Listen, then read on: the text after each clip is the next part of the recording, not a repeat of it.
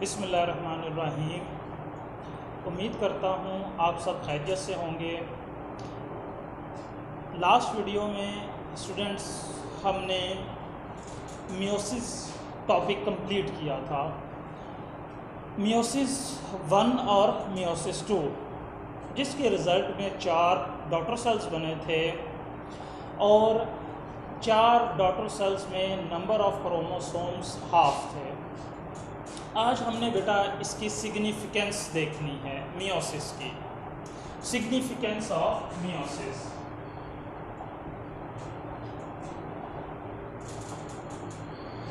Significance of meiosis. Significance का मतलब है इंपॉर्टेंस।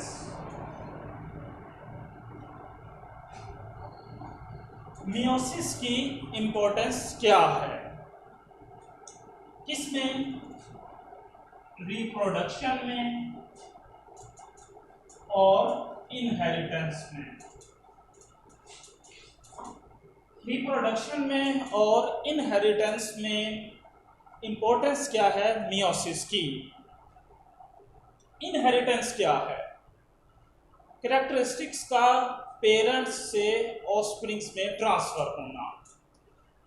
मियोसिस की इंपॉर्टेंस 1890 में एक जर्मन बायोलॉजिस्ट ऑगस्ट वेज़मैन ने डिस्क्राइब की। ऑगस्ट वेज़मैन जर्मन बायोलॉजिस्ट था। 1890 में इसने इंपॉर्टेंस ऑफ मियोसिस के बारे में बताया। अब मियोसिस दो हवालों से बहुत इंपॉर्टेंट है।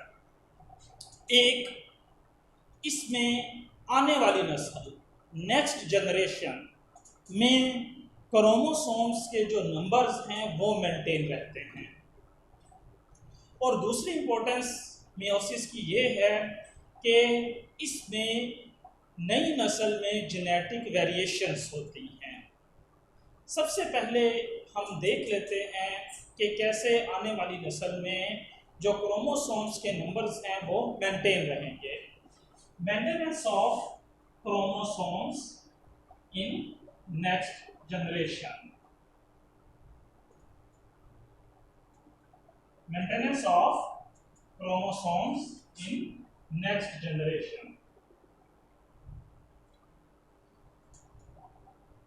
जर्म लाइन सेल्स, आप इस बात को जानते हैं, पहले हमने डिस्कस किया है कि जर्म लाइन सेल्स मियोसिस के थ्रू डिवाइड होते हैं और वो क्या बना देते हैं? गैमीट्स बना देते हैं।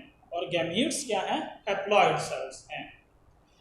जर्म लाइन सेल्स मियोसिस करते हैं और ये क्या बना देते हैं? गैमीट्स बना देते हैं। अगर ह्यूमन की बात की जाए, ह्यूमन के केस में आप जानते हैं कि मेल का गैमीट क्या है? स्पर्म है, जबकि फीमेल का गैमीट क्या है? एग है। स्पर्म एक सेल है हैप्लॉइड, एग दूसरा सेल है फीमेल का हैप्लॉइड। इन दोनों के अंदर नंबर ऑफ क्रोमोसोम्स क्या होते हैं? हाफ होते हैं। लेकिन जब इसकी फ्यूजन हो, यानी स्पर्म और एग जब मिलते हैं, तो एक डिप्लॉइड क्या बनता है बेटा? जाइगोट बनता है। स्पर्म हैप्लॉइड था, हाफ थे इसके अंदर number of chromosomes. Egg haploid था, हाफ थे इसके अंदर नंबर ऑफ क्रोमोसोम्स। जब ये दोनों फ्यूज हुए तो उससे डिप्लॉइड जाइगोट बनता है। अब ये जो डिप्लॉइड जाइगोट है, ये क्या करता है? माइटोसिस करता है। मियोसिस नहीं करेगा। इंपॉर्टेंस ऑफ माइटोसिस में आपने देखा था कि जाइगोट बार बार माइटोसिस करता है। डिप्लॉइड जाइगोट जब माइटोसिस करेगा तो ये क्या बना देता है? इंडिविजुअल बना देता है, न्यू ऑर्गेनिज्म बना देता है, न्यू जानदार बना देता है। इस केस में आपको पता लगा कि ह्यूमन के केस में कि स्पर्म और एग जो कि हैप्लॉइड थे लेकिन जब उससे जाइगोट बना या उसके अंदर इंडिविजुअल बना तो दरअसल उनमें 46, एक सेल के अंदर कितने क्रोमोसोम्स थे? 46 ऑफ क्रोमोसोम्स थे। 23 क्रोमोसोम्स स्पर्म में और 23 क्रोमोसोम्स एग में थे। दूसरे ऑर्गेनिजम्स की बात करें जिसमें हैप्लॉइड, फंजाई और कुछ प्रोटोजोन्स शामिल हैं। हैप्लॉइड, फंजाई और कुछ प्रोटोजोन्स शामिल हैं। ये अपने गैमीट्स माइटोसिस के थ्रू प्रोड्यूस करते हैं। इसके अलावा अगर हम प्लांट्स की बात करें, प्लांट्स की लाइफ में 2 जनरेशंस होती हैं, 2 जनरेशंस होती हैं। एक है डिप्लॉयड जनरेशन जिसे स्पोरोफाइट जनरेशन कहते हैं, और दूसरी क्या है? हैप्लॉइड जनरेशन है। सॉरी, हैप्लॉइड नहीं, गैमेटोफाइट जनरेशन है। गैमेटोफाइट जनरेशन है। दरअसल प्लांट जाइगोट बनाएगा इन 2 जनरेशंस में से गुजर के। स्पोरोफाइट जनरेशन एक डिप्लॉयड जनरेशन है और गैमेटोफाइट जनरेशन हैप्लॉइड जनरेशन है। स्पोरोफाइट जनरेशन के जो सेल्स हैं दरअसल वो हैप्लॉइड स्पोर्स बनाते हैं, वो हैप्लॉइड स्पोर्स बनाते हैं। स्पोरोफाइट के जो सेल्स हैं वो डिप्लॉयड सेल्स हैं, वो हैप्लॉइड स्पोर्स बनाएंगे। ये हैप्लॉइड स्पोर्स एंटर होते हैं किसमें? गैमेटोफाइट जनरेशन में, यहाँ पर स्पोर्स। और ये क्या बनाते हैं बेटा? गैमीट्स बनाते हैं। ये क्या बनाते हैं? गैमीट्स बनाते हैं। रिपीट कर रहा हूं, स्पोरोफाइट जनरेशन के डिप्लॉयड सेल्स मियोसिस के थ्रू हैप्लॉइड स्पोर्स बनाते हैं। उसके बाद ये हैप्लॉइड स्पोर्स जब गैमेटोफाइट जनरेशन में एंटर होंगे तो ये गैमीट्स प्रोड्यूस करते हैं। गैमीट्स की प्रोडक्शन होगी और ये जो गैमीट्स हैं जब ये फ्यूज करते हैं एक दूसरे के साथ तो ये क्या बना देते हैं? जाइगोट बना देते हैं। और जाइगोट दोबारा क्या बना देगा? स्पोर्स बना देता है। इस तरह ये जो साइकिल है, ये जो जनरेशन है, एक जनरेशन के बाद दूसरी जनरेशन आती है, यानी अल्टरनेशन ऑफ जनरेशन होती है। फिर उसके बाद production of variations in next generation.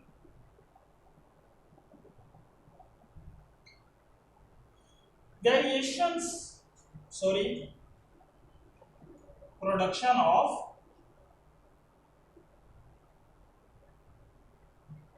Variations in next generation. नई नस्ल में वेरिएशंस का होना। वेरिएशन वर्ड निकला है वेरी से, VARY। ये VERY नहीं है जिसका मतलब होता है बहुत या काफी। ये VARY जिसका मतलब होता है चेंज आ जाना, तब्दीली आ जाना। आने वाली नस्ल में मियोसिस की वजह से वेरिएशंस आती हैं, तब्दीलियां आती हैं। कुछ कैरेक्टरिस्टिक्स मदर और फादर दोनों से डिफरेंट होते हैं। क्यों डिफरेंट होते हैं? आपने प्रोफेज 1 पढ़ी, प्रोफेज 1 आपको याद हो तो उसमें हमने देखा था कि क्रॉसिंग ओवर होती है।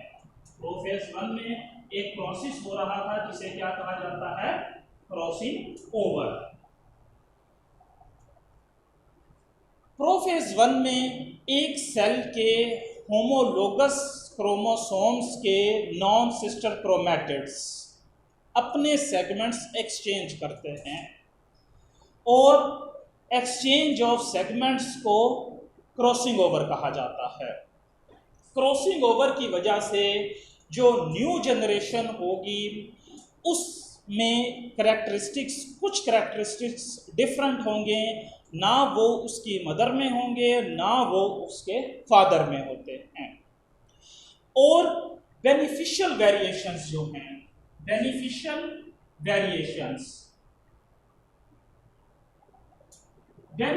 वेरिएशंस जो हैं ऑर्गेनिजम्स को हेल्प आउट करती हैं, ऑर्गेनिजम्स की मदद करती हैं, उसको एनवायरनमेंट में होने वाला चेंज जो है उसको रिस्पॉन्स देने के लिए।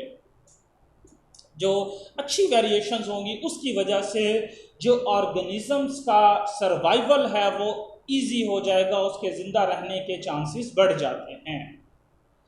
ये क्या थी बेटा इम्पोर्टेंस किसकी? मियोसिस की। इसके बाद हम देखते हैं कि अगर मियोसिस में कोई चेंज आ जाए, कोई एरर आ जाए, कोई गलती आ जाए तो उसका क्या नुकसान होगा उस ऑर्गेनिजम्स के लिए, उस ऑर्गेनिज्म के लिए, इंडिविजुअल के लिए।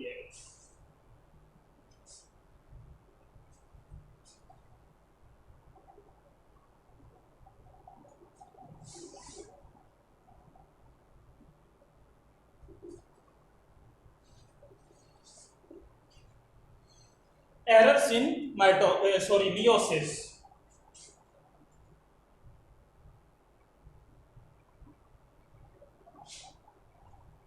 Errors in meiosis. मियोसिस में अगर कोई एरर आ जाए तो प्रोफेज 1 में आपको याद हो तो क्रॉसिंग ओवर हुई थी। क्रॉसिंग ओवर किस में होती है?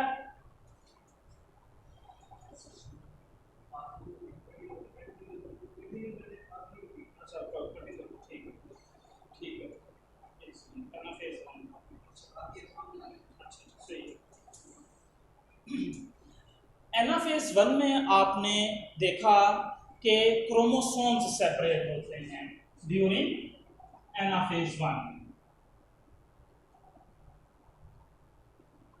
एनाफेज 1 में आपने देखा क्रोमोसोम्स सेपरेट होते हैं,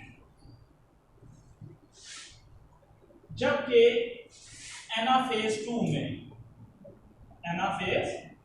में सिस्टर क्रोमैटिड्स सेपरेट होते हैं, सिस्टर क्रोमैटिड्स सेपरेट होते हैं। इस सेपरेशन को क्या कहते हैं? डिसजंक्शन। इस सेपरेशन को क्या कहा जाता है? डिसजंक्शन। अगर ये सेपरेशन नॉर्मल ना हो, अगर ये सेपरेशन नॉर्मल ना हो तब इस कंडीशन को कहा जाता है नॉन डिसजंक्शन। नॉन डिसजंक्शन एक एग्जाम्पल की मदद से, ह्यूमंस की ही एग्जाम्पल हम ले लेते हैं, उसकी मदद से मैं आपको समझाता हूं कि नॉन डिसजंक्शन के रिजल्ट में, इसके नतीजे में क्या होगा। एनाफेज 2 में जब क्रोमैटिड सेपरेट होंगे तो आप ये बात जानते हैं कि ह्यूमन का जो हैप्लॉइड सेल है, गैमीट है, मेल का वो स्पर्म है, फीमेल का वो एग है। मेल स्पर्म में 23 क्रोमोसोम्स हैं, इसी तरह एग के अंदर भी 23 क्रोमोसोम्स हैं। जब स्पर्म और एग मिलेगा यानी फर्टिलाइजेशन होगी तो क्रोमोसोम्स के नंबर्स पूरे हो जाते हैं 46, इसलिए जाइगोट के अंदर क्रोमोसोम्स 46 होते हैं। अब अगर स्पर्म में या एग में नॉन डिसजंक्शन हुई, सेपरेशन नॉर्मल नहीं थी, अब क्या होगा? एक गैमीट वो स्पर्म हो सकता है, वो एग हो सकता है, उसमें क्रोमोसोम्स 23 नहीं होंगे, या तो वो 22 हो सकते हैं या वो 24 हो सकते हैं। 22 या 24 क्रोमोसोम्स होंगे एक गैमीट के अंदर। ये गैमीट क्या है? अब नॉर्मल। जब ये अब नॉर्मल गैमीट के साथ फ्यूज करेगा तो नया बनने वाला जो जाइगोट है उसके अंदर 46 क्रोमोसोम्स नहीं होंगे, क्योंकि एक गैमीट के अंदर 23 क्रोमोसोम नहीं थे, बल्कि या तो वो 22 थे या वो 24 थे। तो जो नया बनने वाला जाइगोट है, इंडिविजुअल है, जाइगोट है, फिर उससे इंडिविजुअल बनेगा, उसके अंदर क्रोमोसोम्स 46 नहीं होंगे, या तो 45 होते हैं या तो 47 होते हैं। तो ये इस वजह से जो मियोसिस है वो क्रोमोसोम्स के जो नंबर है उसे मेंटेन रखती है, लेकिन अगर मियोसिस में कोई एरर आ जाए, नॉन डिसजंक्शन हो जाए, तो क्रोमोसोम्स के जो नंबर्स हैं वो क्या हो जाते हैं, डिस्टर्ब हो जाते हैं। ये थी बेटा सिग्निफिकेंस ऑफ मियोसिस। उसके बाद हम कंपैरिजन करते हैं माइटोसिस का और मियोसिस का। जिस तरह पहले भी हमने जिक्र किया कि मियोसिस 2 सेम प्रोसेस है मियोसिस माइटोसिस का, यानी हमने डिस्कस किया था कि मियोसिस 2 का प्रोसेस सेम वैसे ही होता है जिस तरह माइटोसिस का होता है। तो असल डिफरेंस दरअसल है माइटोसिस और मियोसिस 1 में। असल जो फ़र्क है माइटोसिस में है और मियोसिस 1 में है। वो डिफरेंस क्या है? पेज नंबर 101 पर आप आएँ। यहाँ पर एक तरफ उसने माइटोसिस की स्टेजेस दी हुई हैं और दूसरी तरफ उसने मियोसिस की स्टेजेस दी हैं। सबसे पहले माइटोसिस की हम प्रोफेज का जिक्र कर लेते हैं। Homologous chromosomes do not form pairs, there is no crossing over. Prophase के अंदर होमोलोगस क्रोमोसोम्स पेयर्स नहीं बनाते, फिगर में आपको नजर आ रहा है, और प्रोफेज में कोई क्रॉसिंग ओवर नहीं होती। जबकि प्रोफेज 1 में आप देखें फिगर में पेयरिंग ऑफ क्रोमोसोम्स हो रही है और यहाँ पर क्रॉसिंग ओवर भी होती है। फिर इसके बाद मेटाफेज में आप देखें single chromosomes align to form metaphase plate. Metaphase में मेटाफेज प्लेट बनती है। फिगर में आपको नजर आ रहा है कि एक क्रोमोसोम एक दूसरे के ऊपर नीचे हैं, लंबाई की रुख में हैं, और उन्होंने मेटाफेज प्लेट बना दी है। जबकि मेटाफेज 1 में हम देखें homologous pairs align to form metaphase plate. दो पेयर्स हैं, दो ऊपर, एक पेयर ऊपर है और एक पेयर नीचे है, और फिर ये मेटाफेज प्लेट बना रहा है। उसके बाद माइटोसिस की एनाफेज है। इसमें chromosomes break and individual chromatids pull towards pole. Figure में आपको नजर आ रहा है क्रोमोसोम ब्रेक हो रहा है, टूट रहा है, और जो क्रोमेटिड है वो सेल के एक पोल पर जा रहा है। लेकिन एनाफेज 1 में individual chromosomes are pulled towards poles. एक इंफरादी क्रोमोसोम, एक क्रोमोसोम जो है वो एक पोल पर जाता है। उसके बाद डॉटर सेल्स में क्या होगा माइटोसिस के थ्रू और मियोसिस के थ्रू?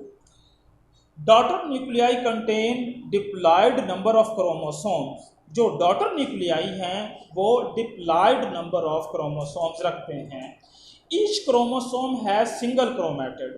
हर क्रोमोसोम एक क्रोमेटिड पर मुश्तमिल है। वो सेंट्रोमेयर के साथ दूसरे किसी क्रोमेटिड के साथ वो अटैच नहीं है। दूसरी तरफ मियोसिस में daughter nuclei contain haploid number of chromosomes. Each chromosomes has 2 chromatids.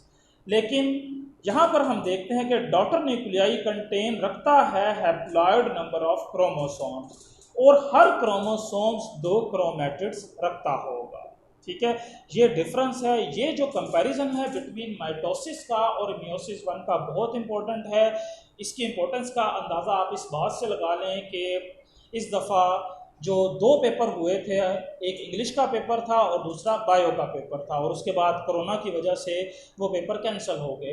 तो बायो के पेपर में जो एक्सटेंसिव आया था इस यूनिट में वो यही था, comparison between mitosis and meiosis 1। इसको आपने ऐसे ही तैयार करना है, पेज के दरमियान में आप लाइन लगाएंगे, लाइन लगाकर आप इसको तैयार करेंगे। फिगर्स भी बनानी पड़ेंगी आपको। एक तरफ आपको माइटोसिस की स्टेजेस के बारे में डिस्क्राइब करना पड़ेगा, दूसरी तरफ आपको मियोसिस वन की स्टेजेस के बारे में डिस्क्राइब करना पड़ेगा। सिग्निफिकेंस ऑफ मियोसिस के सामने ये सिग्निफिकेंस ऑफ मियोसिस की हेडिंग दी हुई है। इसके सामने एक बॉक्स है, वो मैं रीड करवा के आपको समझा देता हूँ।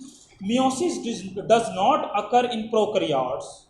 प्रोकैरियोट्स के अंदर मियोसिस नहीं होती। प्रोकैरियोट्स क्या हैं? ऐसे सेल जिसमें जो प्रोकैरियोटिक सेल से मिलकर बने हैं। प्रोकैरियोट्स ऐसे ऑर्गेनिजम्स हैं जो प्रोकैरियोटिक सेल से मिलकर बने हैं। और प्रोकैरियोटिक सेल ऐसा सेल होता है जिसका न्यूक्लियस डिस्टिंक्ट ना हो, जिसका न्यूक्लियस प्रोमिनेंट ना हो, क्योंकि उसके न्यूक्लियस के गिर्द न्यूक्लियर एनवेलप मौजूद नहीं होता। तो प्रोकैरियोट्स एसेक्सुअली रिप्रोड्यूस करते हैं binary fission. Binary fission 10th bio में आप जाके पढ़ेंगे। जबकि मियोसिस क्या है? एक सेक्सुअल रिप्रोडक्शन का एक मेथड है। अब सिग्निफिकेंस मियोसिस आपने सारी करनी है। इसकी 2 हेडिंग्स हैं, ये आपने सारी करनी है। आपने एमसीक्यूज या शॉर्ट क्वेश्चन के तौर पर ये याद रखना है कि 1890 में जर्मन बायोलॉजिस्ट ऑगस्ट वेसमैन ने इसकी इंपॉर्टेंस बताई मियोसिस की। अब एरर इन मियोसिस में 2 डेफिनेशंस बहुत इंपॉर्टेंट हैं। वो डेफिनेशंस मैं आपको मार्क करवा देता हूँ। एरर्स इन मियोसिस की हेडिंग दी हुई है। फर्स्ट 2 लाइन्स डिसजंक्शन की डेफिनेशन बनेगी। During anaphase 1 chromosomes separate and go to the opposite poles, while during anaphase 2 sister chromosome separate, it is called disjunction. यहां तक बनेगी डिसजंक्शन की definition. Sometimes the separation is not normal and it is called non disjunction. ये क्या है? Non disjunction. एक बात आपने जहन में बिठा लीजिएगा, याद रखनी है कि जब वो नॉन डिसजंक्शन की डेफिनेशन पूछे तब आपको डिसजंक्शन और नॉन डिसजंक्शन की डेफिनेशन करनी पड़ेगी। यानी आपको 2.5 लाइंस नॉन डिसजंक्शन जो बोल्ड वर्ड्स में लिखा हुआ है यहाँ तक आपको अटेम्प्ट करना पड़ेगा। डायरी में बेटा आपको बता रहा हूँ पेज नंबर 101। डायरी क्या हो गया आज आपकी? पेज 101। पेज 100 पर सिग्निफिकेंस ऑफ मियोसिस है और पेज नंबर 101 पर कंपैरिजन बिटवीन माइटोसिस और मियोसिस दिया गया है। इसकी बेटा आप अच्छी तरह इसको प्रिपेयर करेंगे। इसकी डायरी जो मैंने आपको दे दी है इसकी आरपी करेंगे और मैं अपना कॉन्टैक्ट नंबर लिख रहा हूँ। इस कॉन्टैक्ट नंबर पर आपने मुझे ये सॉफ्ट कॉपी में सेंड करनी है। व्हाट्सएप नंबर भी है और वैसे भी आप कॉन्टैक्ट कर सकते हैं। इंशाअल्लाह नेक्स्ट वीडियो में न्यू टॉपिक के साथ मैं हाजिर होऊंगा। अल्लाह ताला आपको अपने हिफ्ज़-ओ-ईमान में रखे।